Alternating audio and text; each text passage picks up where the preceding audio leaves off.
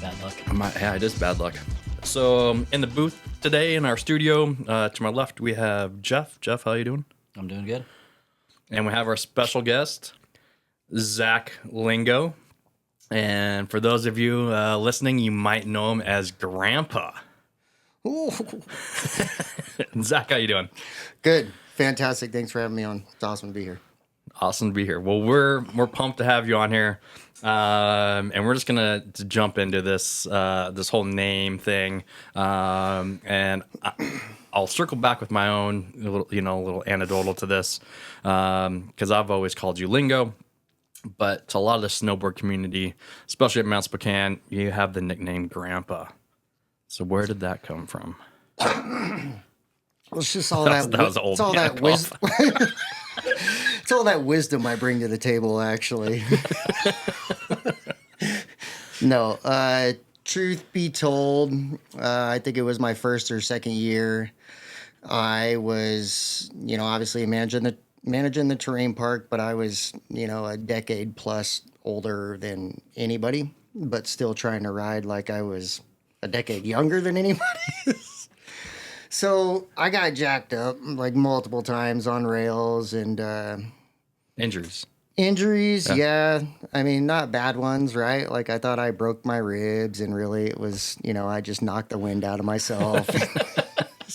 Simple things. But the operations manager and then Lance Stengel and another guy, Jason Weiss, who used to do operations and maintenance and stuff and ski patrol, they were like, dude, you are terrain park manager. You're way older than anybody here. Stay fuck, no jumps, no rails, no nothing. You're going to break yourself off every time. It's just how it's going to go. And your body's not going to handle it. You're like a grandpa compared to most of these people. And I'm like, what? And then Jason was like, dude, Grandpa, I'm going to call you Grandpa from here on out. And that's where it originated from. And then, that got passed on to the general manager and the marketing manager. And obviously the terrain park crew loved calling me Grandpa, because they were like, you're old as fuck, dude. Don't tell us shit. We know what the fuck is going on. Well, thank you so much for sharing. Like I said, a lot of people will know you as Grandpa. For myself, I've known Zach going way back to, I think we were like maybe 6, 7, 8 years old at a soccer camp is where we first met. And then didn't know his last name, but that was when I first met him. And then it wasn't till high school when I was a freshman and I was in an art class and someone was like, you got to meet this guy. You guys are get along really well. And so there was this kid who was skipping class, hacky sacking, and we dropped out of our class so I could go meet this Zach Lingo character who I thought had the coolest last name.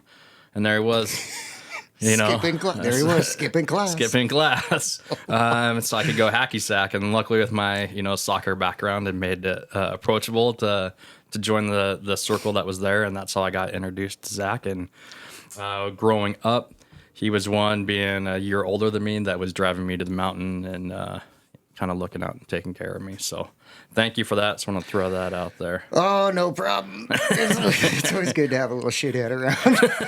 Hey, I was there too. And like the way we kind of roll with the start of this is we start, looking at your background. So, and I have some questions that I have no idea. So I'm actually really excited to ask them is, how did you get into snowboarding? Snowboarding came through skateboarding, but actually my first snowboard was a black snow. Ooh, old. That's an old board. Oh yeah, the plastic Grandpa. edges, plastic binding. Yeah, and I would just snowboard in my backyard. My parents had a set of like 12 stairs going down in the backyard, and I would just shovel snow on them until it was full and track it in and, going, 20-foot tops, vertical drop. So, but it was amazing. And then, I begged my parents to kind of, foot the bill for buying, a lift ticket and some rentals. for me to go up to Mount Spokane, and this was, At what age was this? oh gosh, maybe 11, 12. Excuse me. So 19. 19, yeah, If you're 32. a grandpa, Yeah. let's do the math. So yeah, I went up there and solo trip. My mom just dropped me off and got all outfitted with the people at the mountain. And funny thing is, do you remember Jeff Payne? Yeah. Okay. Yeah, I was gonna bring him up. Okay. So my He's Valley first kid. my Valley Kid, yeah, my first time going up and getting that experience, and I had I rented a K2 gyrator. I think it's called a gyrator. You don't remember anything. How are you remembering these snowboards? Anyways, This is awesome. all the hypercolor, it had the, like paint K2 on top, and it was maybe a little checkerboard at the bottom. But riding the bunny hill the whole day, didn't even get off chair 5. But I wrecked into Jeff Payne, who was my best friend, who I hadn't seen in a couple of years. And he was riding the same board. We were both basically learning how to ride Yeah. the same day. So yeah, it's just, anyways, it was awesome. That was literally my first time on a mountain riding a chairlift, totally solo. So yeah, dude, respect to that. So you basically just asked your parents, who I know are very supportive. Yeah. I said, I want to go snowboarding. And they said, well, I ain't got time for that. I could. They're like, how much money you got, boy?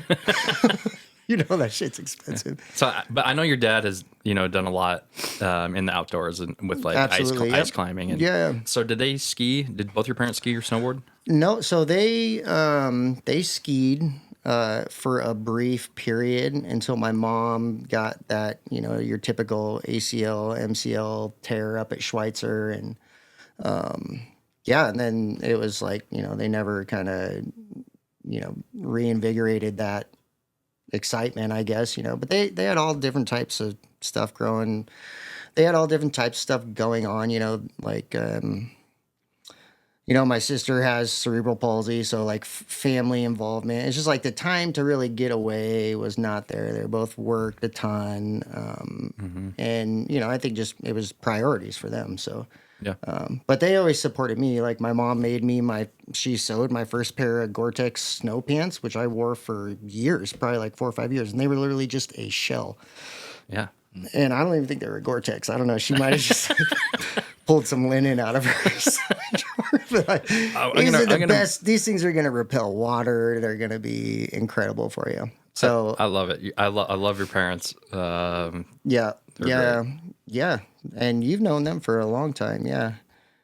Yeah. My dad, he climbed a bunch. He's climbed a ton of peaks, nationally. So, just the outdoors, hiking and camping and climbing has always been a big thing for him. But we never shared skiing or snowboarding.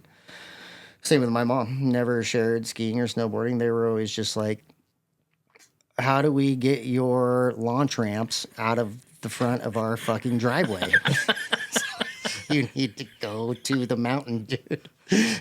That's what Stop I did. shoveling At snow least on the stairs. That's how I look. Yeah. Can we walk down the stairs for once, please? What I think is funny is that backyard. We'd make jumps at the bottom of that. Yeah. I was like, definitely. I built a handrail. My first handrail I hit was down there. So it's like, it all starts from somewhere. Do you know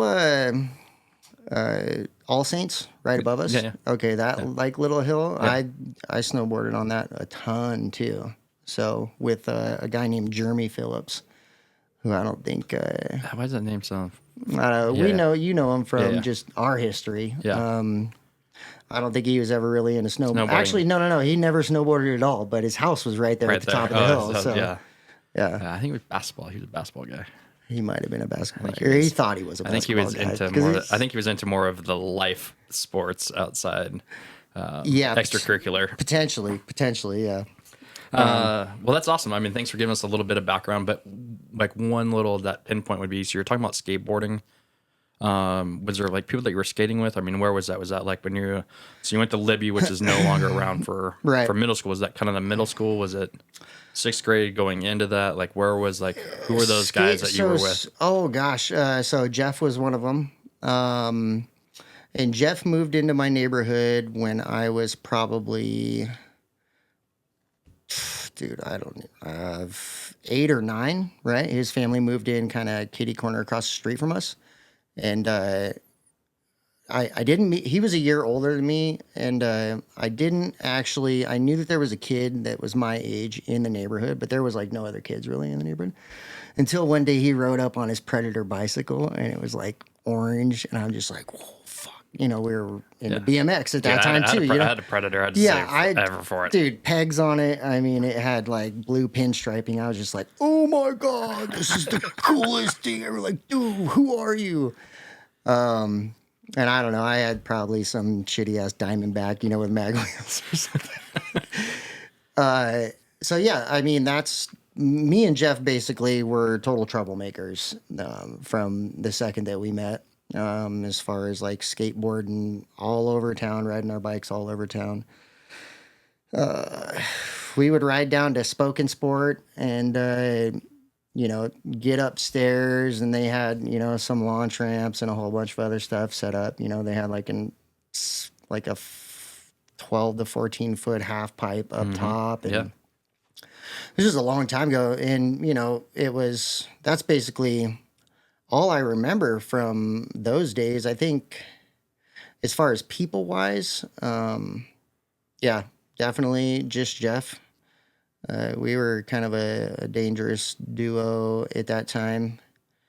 And yeah, I really don't think back to those times other than like, getting these questions. I'm just like, yeah, like my girls will ask me, they'll be like, Dad, tell me a story about when you were a little kid. And I'm like, I don't think I could do that.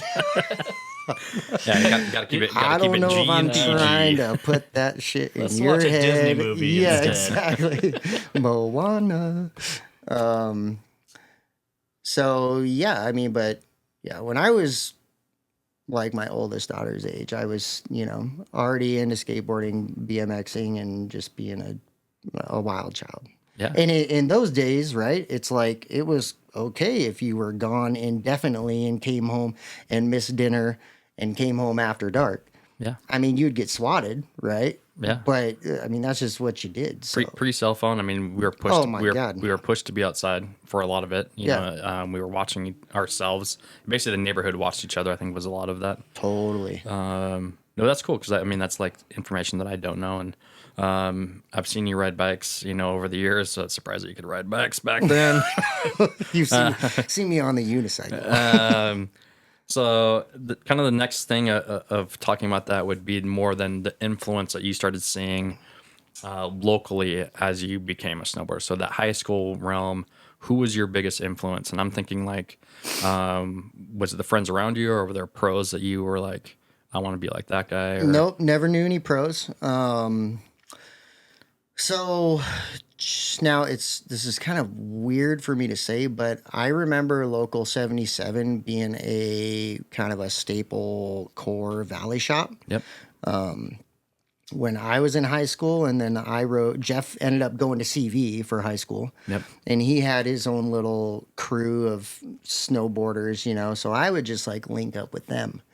But it's like I remember Jason's face, like visiting the shop. And talking about Jason Klein. Yeah.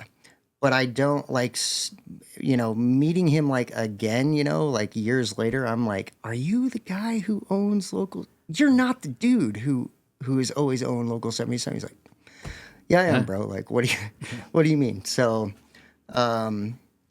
growing up, yeah, it was actually Valley boys that were more. I wanted to kind of like ride like, because they were pretty destructive. They all love Local 77, and Jeff was a handful. Jeff was, yeah, and he was a big boy too. He reminds me of like, but some ways in this like Cale Stevens kind of like posture. Like he was a strong. Oh, dude, yeah, like, total meat guy. Yeah. I was gonna say like that farm boy fit. Like yep, just for sure.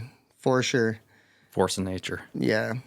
So yeah, growing up like high school-ish, that's, until I met you, right? And, Nathan and, some of the other guys from our high school who rode.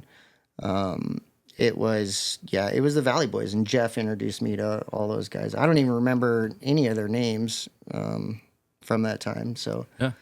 I mean, even just like thinking about high school, it was so limited to the amount of snowboarders that we had. Really, yeah, like, it was crazy. not. Yeah, it was like It's like if you snowboard, and you find out somebody else snowboards, like that's your people right there, without a doubt. You know, whether you liked them or not, that's your people. You know, it was awesome. Yeah, it was totally. great. Yeah, Right. like I said, that's what someone grabbed me and said, you need to meet this guy. Yeah, totally. And I was like, I just like his last name. Sounds like a cool guy. Kind of. He's not really cool, but he's got a cool last name. I guess that'll work for me. He rides. And then the last question I have is through this intro, and it has to do with the clothing and style, because sometimes I would say you were definitely you were when tight pants. Like I've always worn baggy pants. I've stuck true to it. Baggy pants were a thing. You were the first person that I knew that went to the tight pants before the trend. And well, no, because I ran upon a pair of God. I don't even know what they were. They were like some they're like really water slick, ski, yeah, like ladies. no, it was Like like they were like ladies. 1960s polyester, like Yeah, thick. It almost looked like wetsuit. It looked like a wetsuit. It was, yeah, it was. that's why I was wanted to poke fun at you With at the that. flare bottoms, you know. Oh, some people were like, "Dude, those are so sick." Oh, I'm sure everyone loved it. Other people were like, "What the fuck are you even wearing?" I was thinking, what the fuck are you wearing? That's right. As I'm riding in your car going in the mountain, you're like, "Dude, you can't put those on yet until I've like already on the chairlift." Okay, pretty much. Yeah. Yeah, and I used to like make like outer garments and stuff to wear up there. I remember that. I think Man, that was awesome when you were making stuff. I think that was rad. I forgot about that part. Yeah. Yeah, that you did a lot of sewing. But I was just thinking before that you, I was like into the Foursquare special blend, and I hit the Yeah, bright. you've always Name remained true to brands all that stuff. Yeah, I mean, I was kind of on it with that, but stayed true to baggy. But you kind of went your own direction, and we used to wear. I mean, we wore sweatshirts. I mean, we had goggles that didn't work. A lot of times we were wearing sunglasses and ejecting those like all over the place. But I was thinking, but before, like, you were on that first run of like kind of what some of the park guys are at now. I mean, you were wearing vintage clothes. Like gear that I don't know how you'd make it through a powder day. Yeah, like snow armor. It's called "You're Broke, but you still gotta ride," Hey, and that's what I did. Yeah, Right. yeah. I did that for like 20 years. Right. Yeah. You don't got no money. I had people like hand me down boots and stuff from a lot of people. Rose gave me like 2 or 3 pairs of boots. I think Phil's giving me boots. I mean, yeah. you know, Shout it's out like, Phil. Yeah. Shout out Phil the Bear. Shout out Jake Rose. But yeah, it's like I was just not a very cash savvy person. Like never thinking about the season ahead, I guess, you know? Yeah, I'll just say we would spend a few nights at the bar that could probably pay for. Yep, absolutely. Absolutely. Cheers to that. Yeah, cheers to that, and then we'll move into our next little segment. Being resourceful. Kind of talking about your time as the terrain park manager. Jeff has a few questions for you. Yeah. Well, learning the history, but then the history of you being the terrain park manager. What did you do before that? Before you even worked at the can? I was a grocery associate at Huckleberry's Natural Market, and You said like the full thing, like Huckleberries. That was his full title. Grocery associate, natural. hey, I actually sponsor us. I loved. I actually really liked that job. You loved it, yeah. Just because of the social, aspect of it. When you're like out there, as weird as it sounds, stocking shelves or whatever, ask people how they're doing. What are you looking for? It's a good avenue to get to know people kind of super organically, and what they're going through, what they're looking for, the reason why they're looking for it, and I was never like a natural foods, or health nut by any means. But that gave me a really good introduction into that whole world. So, okay, both of you guys know Martin Baran. So I was working at Huckleberry's, super good friends with Martin. And we had always, in T, had always been talking about some type of, creating something that was going to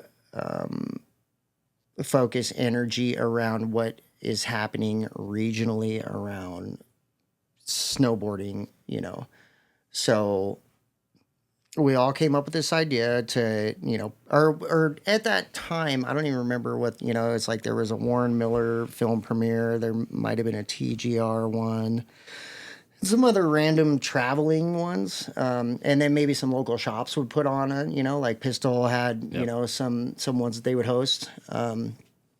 But, collectively, I think we were all just trying to come up with, create something that would supplement all that, the lack of energy, in the snowboard season. Snowboard energy, yeah. Right. So, yeah, I mean, we started at that time. I knew Dina Carr, T knew Dina, Martin knew Dina, and she was the. So before you keep going, what I think you're you're burying the lead. But what were you building towards? What would you call it? Because we were going to talk about this for sure. Spread the shred. Yeah, absolutely. So I guess the listeners that don't know is he's kind of building or painting the picture of how he's transitioning from working at Huckleberry's and leading into it. And I think the thing that he's not saying that Jeff and I both know was this shred. would Right? be called Yeah, Spread the Shred. yes. But The video premiere and Yes. the event was called Spread the Shred, and it was to help. So I have some numbers here, so I'm just going to steal this real quick and then let Go, you build into it. please, dude. So, and I've talked with Martin about this a while ago, so it's nothing that's new.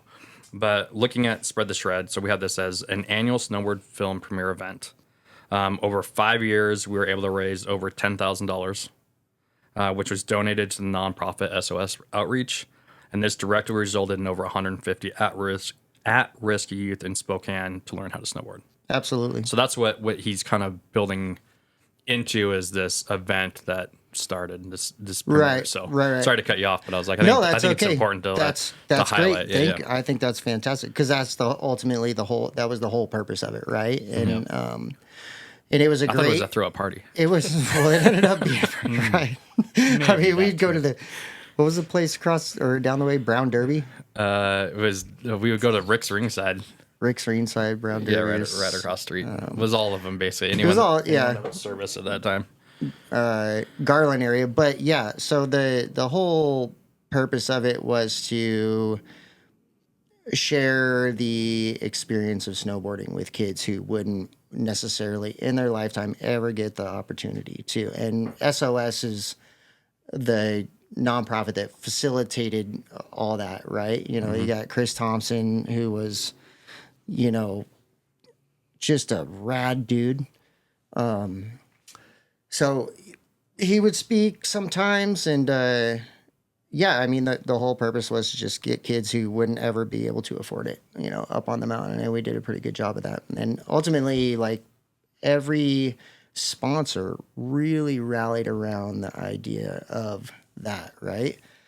I remember they would put in their all, and we were kind of throwing it together, and working together to say, oh shit, we probably got 600 people showing up tonight. We have some swag. How are we going to do this? As The most swag of any events that I've ever been to, right, like tenfold. Absolutely, yeah, and all the sponsors just came. I mean, when you got 4 or 5 mountains, a helicat skiing service, every local shop in the area at that time, right? There's not that many anymore. All wanting to support this general idea of let's get more people rallied around snowboarding. The support was just beyond. It was a great preseason kickoff. It was event. amazing. Super, super supportive. And I've always been very, very grateful for that. And, as we all were very grateful because the night was always fucking rad.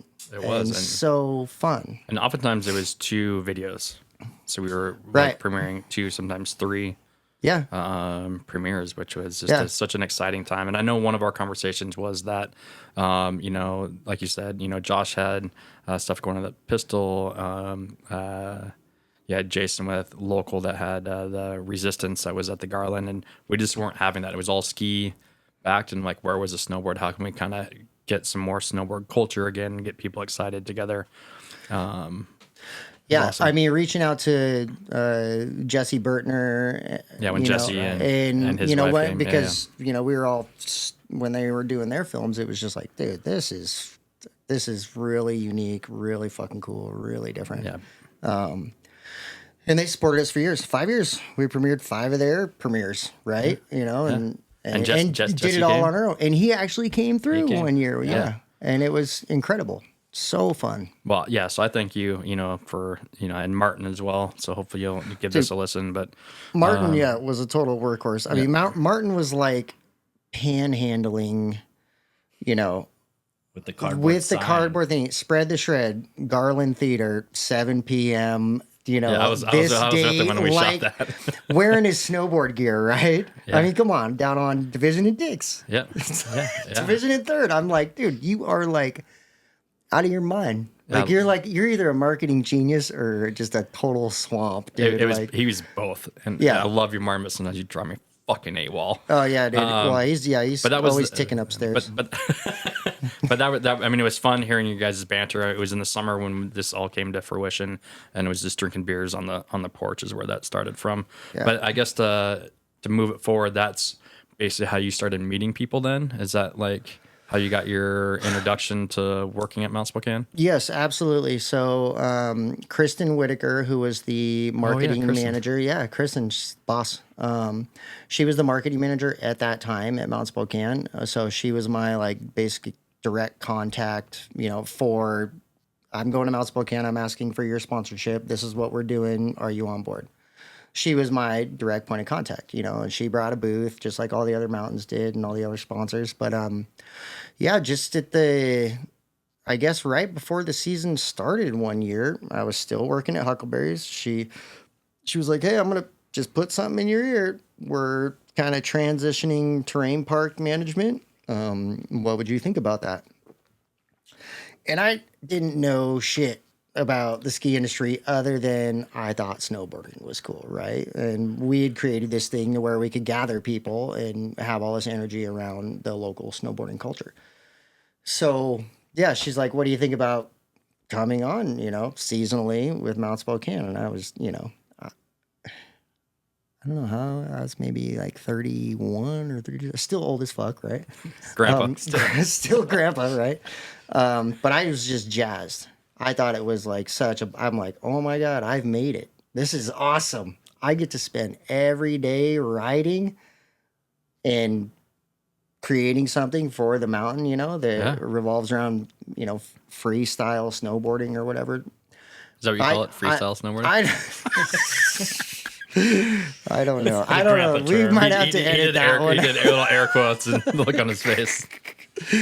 So to me, I was like I was totally honored. I thought that was just fucking amazing. So, yeah. And first year was a learning experience. I think everybody hated me, right? I know everybody hated me. Okay. That's a fact. I love all those guys, you know, and they love me now, but it's like I came in not knowing jack shit and they had been there for a couple of years and they were already trying to define their own path.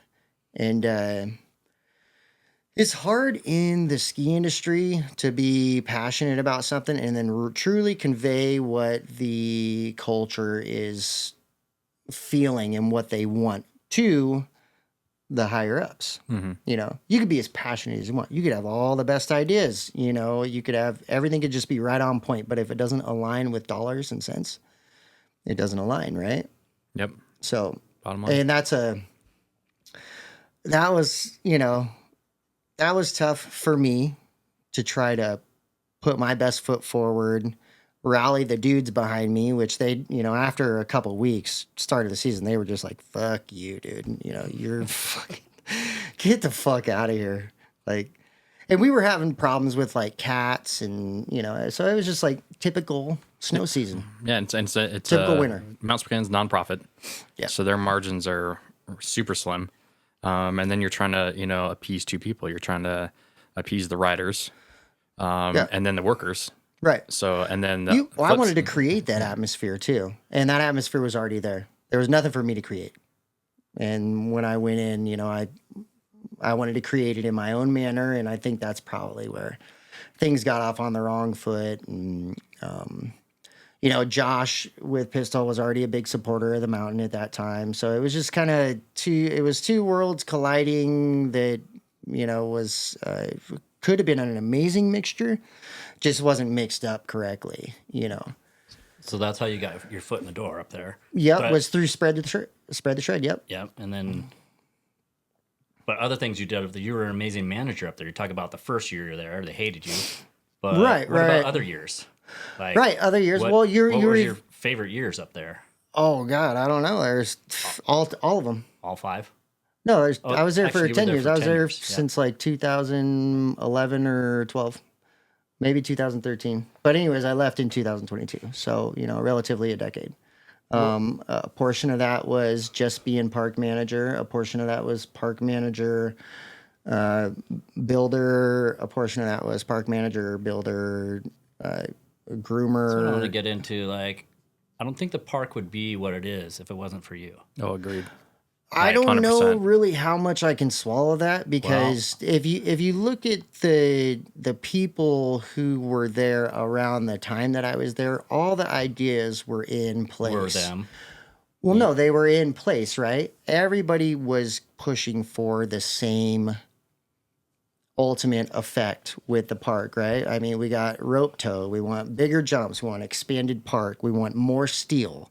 We want all of that. We want more funding. Everybody's like rallying around that. It's just like, how the fuck do we do that?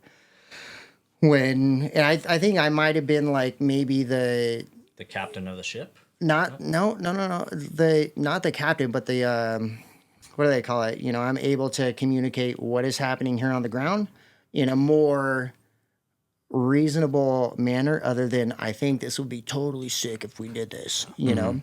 So and I had a shitload of support. Like Phil, the man, way more professional than I ever was, right? I mean, and dudes gravitated towards him. And I brought him on my second year.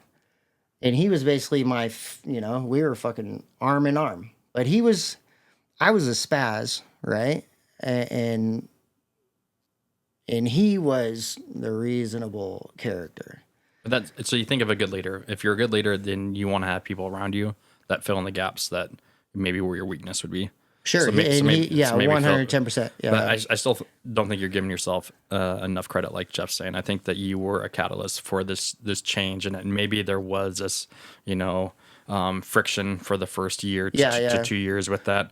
But to see where it went after that. I think maybe when I came on, I mean, Mount Spokane was going through a transition with the terrain program, right? Terrain park program. I love the terrain park there. And It's a incredible. lot of people love it up there Yeah. still. I mean, It's grandpa friendly. And well, I'm more and of a the community grandpa. the community is really there about people are just like about Mount Spokane, right? Yeah. And that community that exists up there is like they're all diehards. My favorite is it was changed up almost every weekend.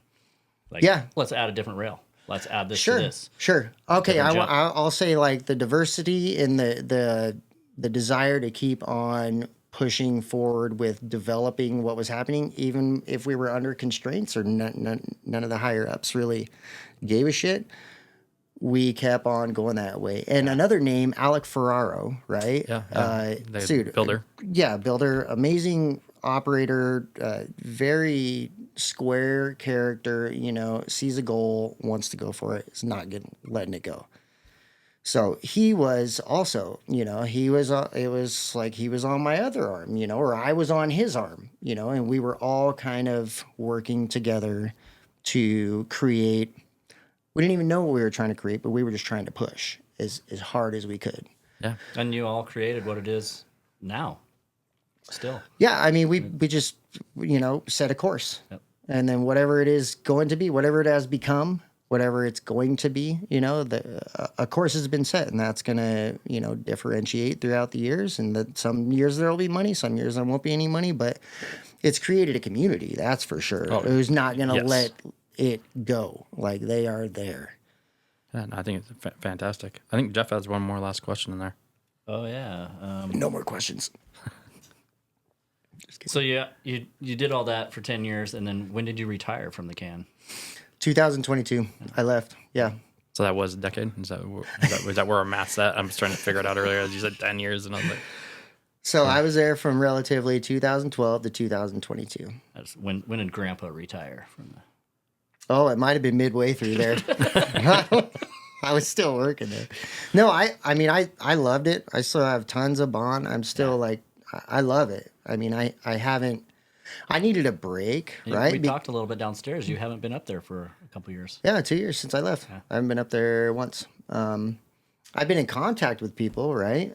But I have not ridden, have not snowboarded in 2 years. Haven't. We're gonna get you up there. I just needed. Yeah, I can get myself up there. I can give you gas money at least. Well, that's better than when we were younger. Exactly. So, it's something I think I was just a little spent, needed a little break. I totally shifted my whole focus in life. Things are different for me now, I mean, I started a young family as well, so it's like priorities changed, for a good portion of that. It was like the mountain was what I viewed as everything, my whole life, my whole world, my whole family. So it's not that way anymore.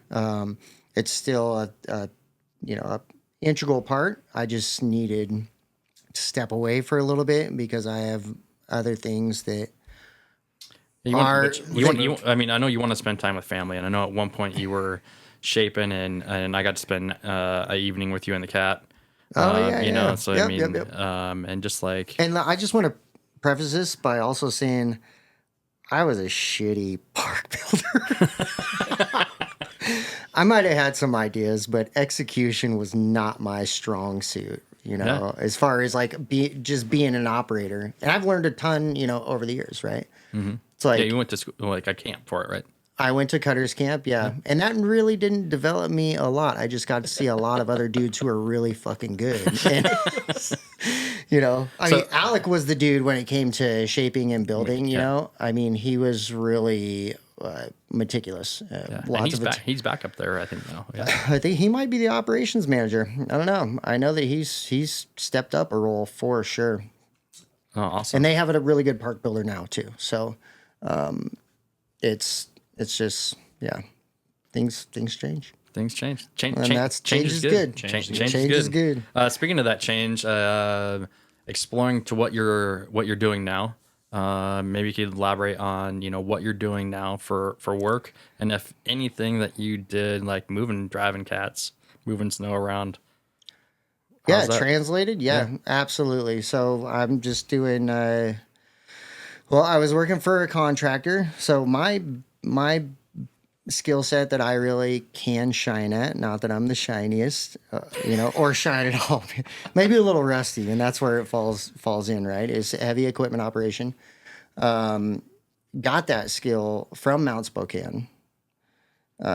Took that skill, left in 2022, worked for a contractor for 2 years, seen that I might be able to step out on my own. So that's what I did. I opened an LLC, and I'm doing, excavation and landscaping projects currently. So we can hit you up if you need something in the local area. Can we? Hit me up if you know somebody who needs a job, because I'm sick of doing stuff by myself. All right, so maybe this would be good. I mean, I guess this is a good entryway, though. If some of those cats have a question that I was going to ask a little bit later, but if you're someone that wants to just work during the summer, and have a seasonal job, and this then, could be a good fit for somebody. That's a good way to look at it. Never thought about it like that. That's what I did for 5 of those years. Yeah. So until I went full time in Mount Spokane. So, So I mean, I'm still trying to do the same thing, but business ownership and trying to just understand all the variables of that, and then do the work as well, is not as easy as I It would be when I sounds was like you're transferring into a terrain park manager position all over again. you know, when I was like, oh yeah, I could do this, and then I could be bringing home the green, right? Yeah. It's not that at all. I really was hoping it would be, but it's actually just like, you know, a swift kick here and a swift kick there in the nuts, and then if you make it through the day, you're good to go. It's like you're happy. You're still learning though, so which is totally fine. give yourself grace on that for long, sure. Long game. Long game. Yep. Jeff, you know, this is always your time to ask your favorite questions, Oh, my favorite question. because I really want to know this too. Fuck. Well, you haven't been up there for 2 years, but you can To still. preface, since Zach left Mount Spokane, he hasn't been snowboarding Nope. in Yeah. 2 Yeah. years. 2 full seasons. Yep. Nothing. Super shred dog over here. Yeah. But when you do Just go totally shredding, dedicated to the culture. when you get up there, what's your setup? Oh, dude, my setup. Yeah, is it amazing? Duct tape, straps, and No, I'll probably need Gore-Tex I'll probably need an homemade oxygen tank. Oxygen tank first off. Jeez, To get to the getting top of the used to that mountain? high altitude again. Yeah. No, I either need a shuttle to get me up to the top, you know, or an Drop you oxygen off at VIP party. So my but setup, with so your board bindings, boots, your boards, bindings, boots. So I have this is hilarious. I have a Is it silence? oh god, I forgot the name of the Zion. Two Zions. That's right. Two Zions, both given to me. One given to me by Phil. The other one gifted to me by the Thanks again, Phil. Terrain Park. Phil, thanks for. I mean, sponsoring him. how would I even snowboard without Phil DeBear? Seriously, how would I do anything without that guy? So yeah, I only have 2 boards. One of them is a powder board. The other one's just a, you know, don't look at the base because it ain't gonna be pretty. But as a park board, I don't even remember what it's called. I don't even remember what the other one's called either. That's basically how out of date I am in 2 years. I'm so sorry. So what That's boots did Phil give you? What boots are you This rocking? isn't a trick question. The look on your face right now looked like it was a trick 32s, question. some type of 32s. I don't know. They're like from a couple of years ago. They're not bad, and they're great. And bindings? Bindings. I got bent metals on the powder board, which are I don't remember what. They're white bent metals. That's they're good. awesome. You're good. Okay. You're good. They're rad. Yeah, they're white bent metals and they're rad. He's like Preston's. And then what's the other? Oh, Union. Yeah. And I don't know what kind of unions they Those are. are the but ones you've had for a long time. maybe like 10 years ago, The blue ones? I would have been. No, the blue one, same as the blue ones, but they're black. Okay. Phil. Bindings I bought myself. Thanks again, Phil, for sponsoring Zach Lingo's Yes, thank snowboarding you. career. Thank you. Never thought you'd be getting your grandpa into skiing or snowboarding, right? Oh, awesome. So before we get into this little section, we're gonna maybe re-rack some beers, and then we're gonna hit a smelling salt.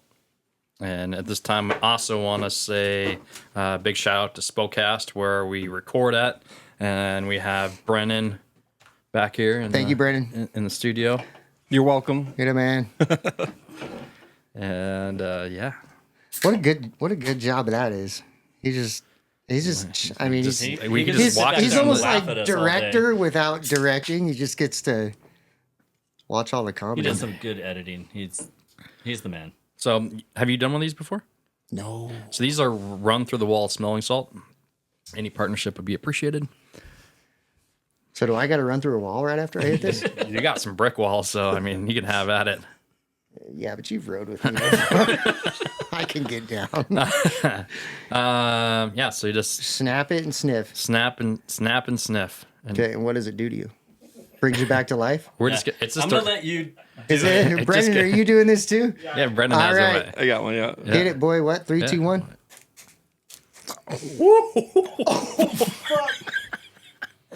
Aye. Get it again. And that's what this shit is? Yeah, now we're just gonna re-rack on jumping right back into this. All right. You're a little eye water over there. Wow. It got me good. Love it. This is getting emotional. Brendan, man. how you doing back there? You're sticking his I'm headphones all right. Yeah, I'm doing good. I can't see right now. That's what I'm saying, man. off. That was a good hit. Awesome. Yeehaw. Okay, those are fun.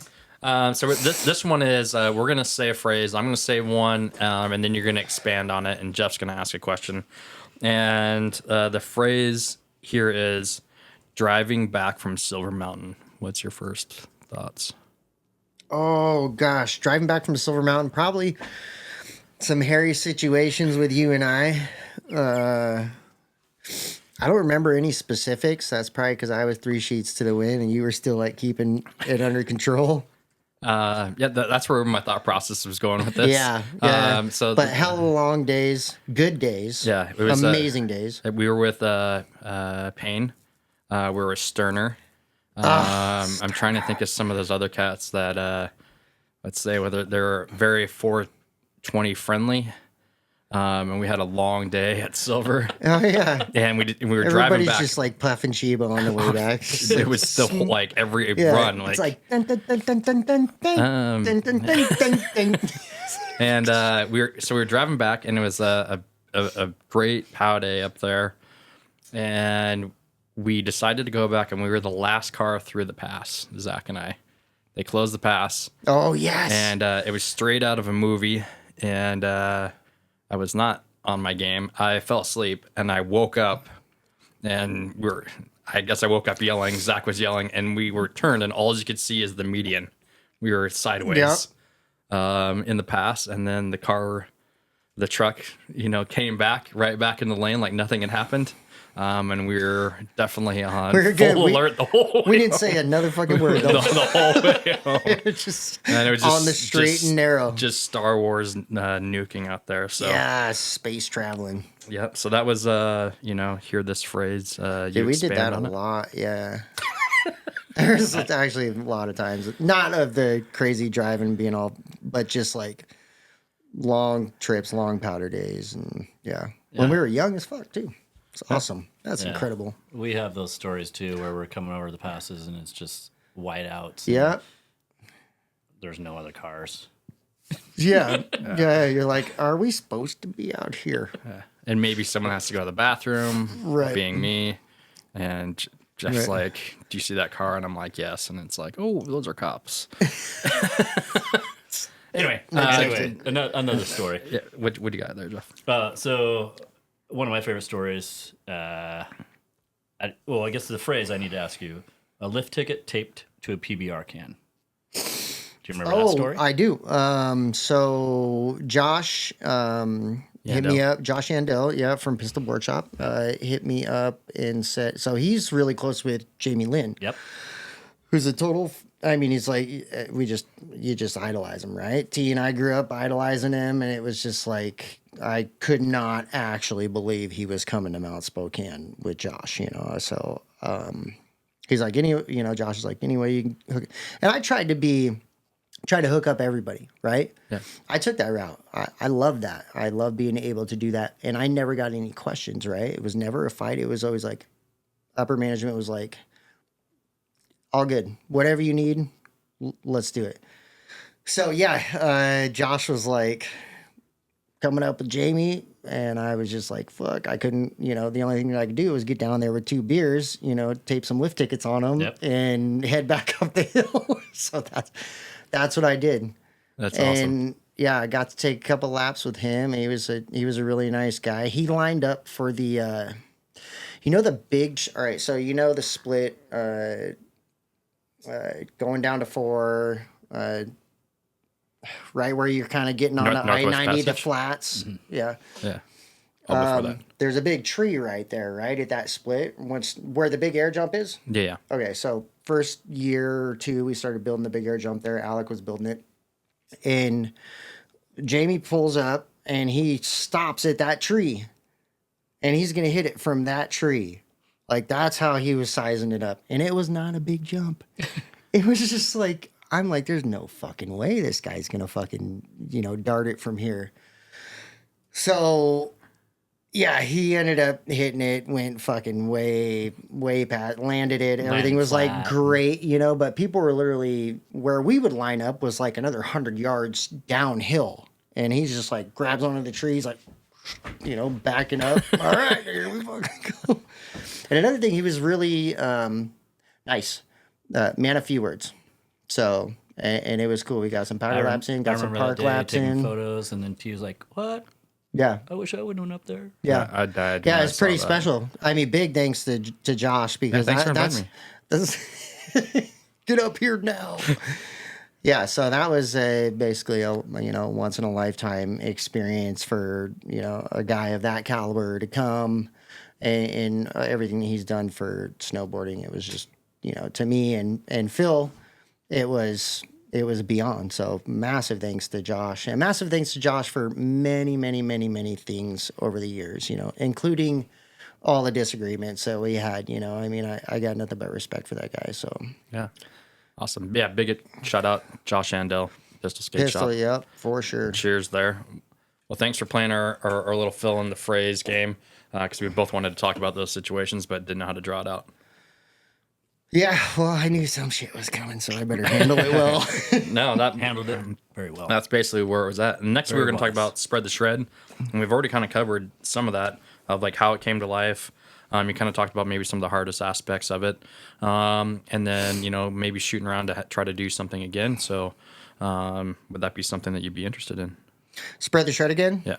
I would be willing to take a part in it. I would not be willing to be a face of it. I would love to be more of a guiding force in whatever I could do as a soldier on the ground. Sweet. I don't want Putting to. this guy to work. Yeah. I don't want to take on. I don't want to talk to sponsors. I don't want to do any of that. Not that. I mean, that was. It's all great. All that stuff is great. It's harder work than people think, and it's also not fun when you're having to ask people for free stuff. When the three of you did It's not. Martin was more of the. Oh, Martin was going to business. He was getting his master's. Well, he graduated with his business degree, and then he was getting his master's. And Yeah. that's So he when was the He one. was definitely. Well, no, I mean we both were, and T pulled his weight too. So it's like we were all trying to rally sponsors around the idea that we had, and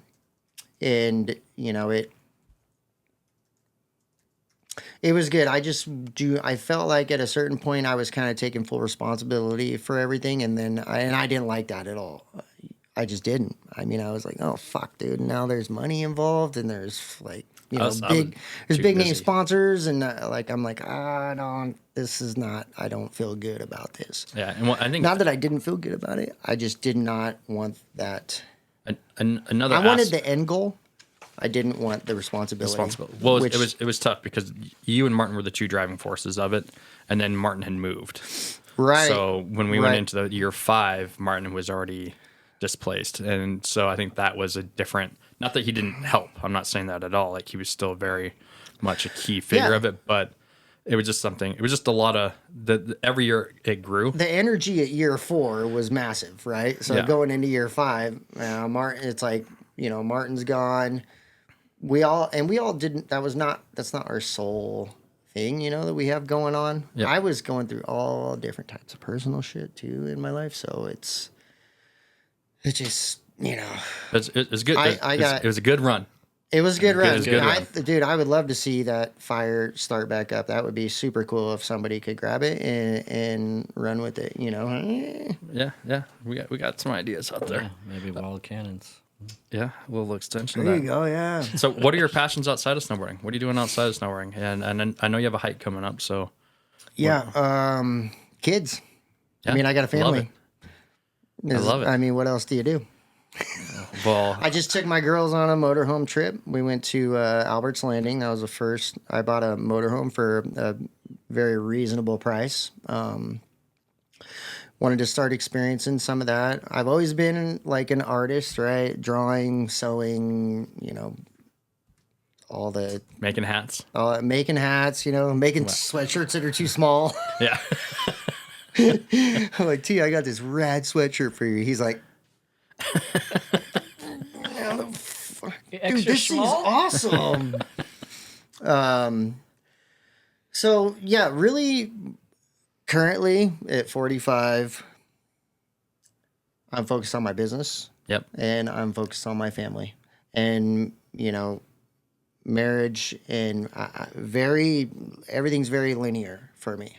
Yeah. Of course, I'm interested in like meeting people and blah blah blah and having new experiences, and that's all fantastic. But I'm looking to define a new chapter in my life. So I love it. currently, just trying to buckle down, learn things about business, execute those things about implement those things about business, and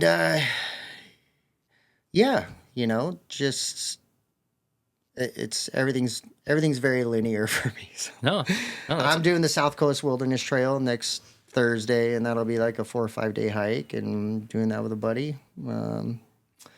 And yeah, so camping and just it's very simple in my world at my age with the things that I have going on. I just you just simplified where your passions are at right now. That's good. yeah.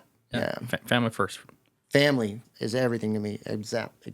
Yeah. What's up, Michelle? Hi, Michelle. This leads us into our hot takes, Jeff. You want to give a little shout out to... Our hot takes are sponsored by Swell Coffee. Swell Coffee is snowboard owned and operated. They have 2 drive-through locations.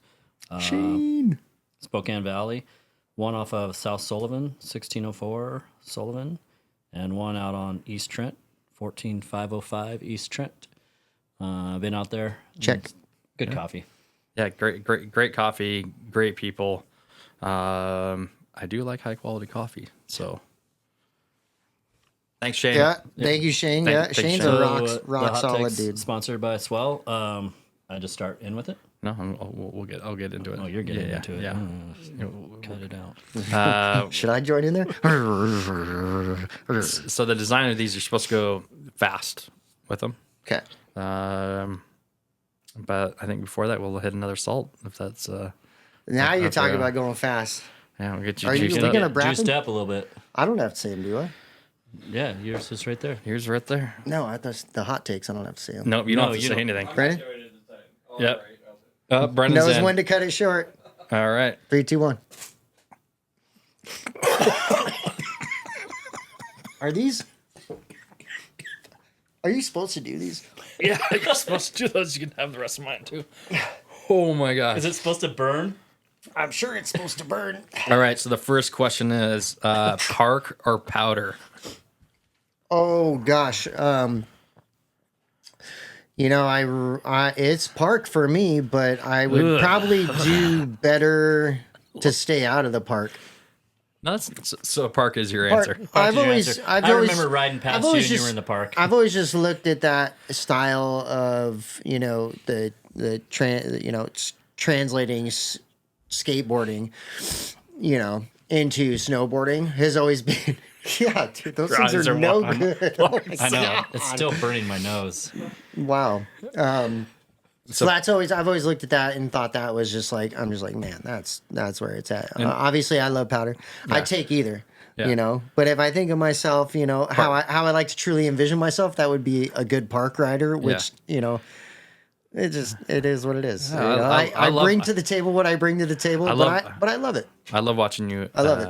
Ride park, and as Jeff was saying, there'd be times in the morning when we get up there to go to the backside, and we'd literally wave at you as you were You're raking. raking the park out.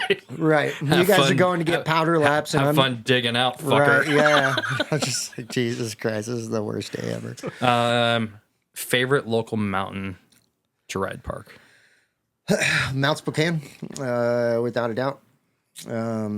Everybody has. I remember Chuck. I forgot Chuck's last name. from Lookout. From Lookout. Yeah, he was doing a pretty cool park for a while. 49's got a great park. Silver's got a great park. I mean, everybody is putting in their best effort, but I am a Mount Spokane guy. Yeah. So, and it was what's closest to me. Spokane It's where has I the grew best up. park out of those that you named.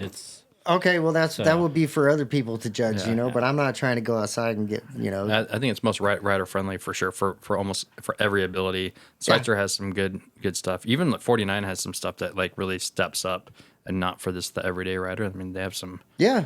sick 49's got a really rad core group of riders too, who those guys are all fucking diehards, and they're all Yeah, Pigeon Boys up there. Yeah, absolutely. Yeah, they're fucking rad. Hoping to get some of them on here soon. Reached out to a couple. No replies yet. Yeah. Next question. Local rider most underrated. So it'd be someone that maybe it isn't just their riding, but someone that needs a little shout out.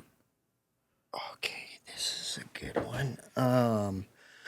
All right, so without like racking my brain too much or thinking about it too much, Austin Kautzman to me has always had a really strong style, and he's just a reserved he's just a nice humble dude, right? Mm-hmm. But when he wants to throw down, he can fucking throw down with the best of them, Yeah. So I think his Instagram is like Couts Potato. yeah. I believe so. So and he's a check him out. hard worker, receptive, smart. He's just a good dude. But as far as riding, absolutely, I would say. But I am also 2 years removed, so No, that's killer shout out. I think that's awesome. Favorite snowboard video ever?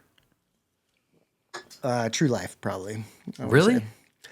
Come on, I would have dude. never We've guessed been that. watching this shit I forever. know, but I nerd out on that, and I was thinking I thought it was gonna be like a VG for you or something like that.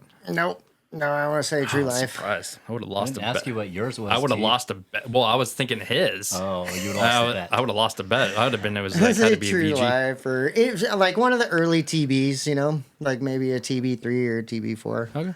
I mean, because Lots of rails in those.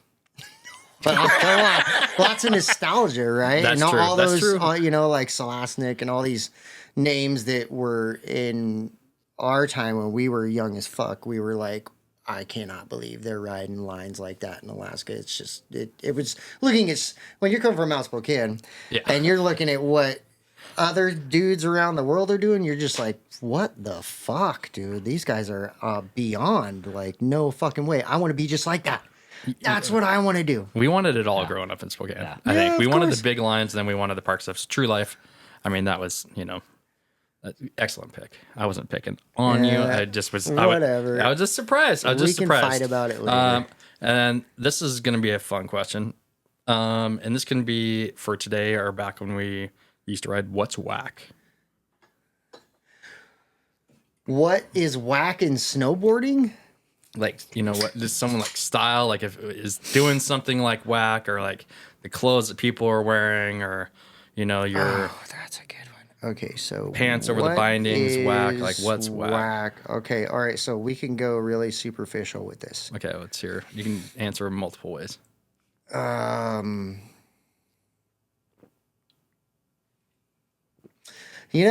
want to say like not to go down, this road, but when I was first started, working at Mount Spokane and we were like putting on contests and stuff, the preschoolers those dudes wore the biggest fucking clothes. Like Viz could not, he had no belt. The only thing that he would do to keep his pants up was just reach down and Dude, he has a belt spoutser now. pull him up to like his knees, He does, knee height. And I was always like, how do you even function? Dude, I love that style. Keep it up. Yeah, you belt do. or no belt. Viz, keep it up. I'm like, these guys fucking rip, but their clothes are like, they're like, And you wonder why they hang called on. you grandpa? that's it right there. Yeah. Okay, couldn't identify All it right, at all. so the sagging was a little out of control.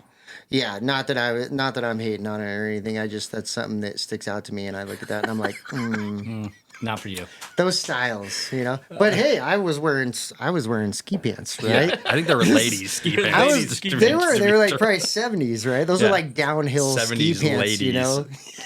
Ski pants. Okay, what Totally. would be something else?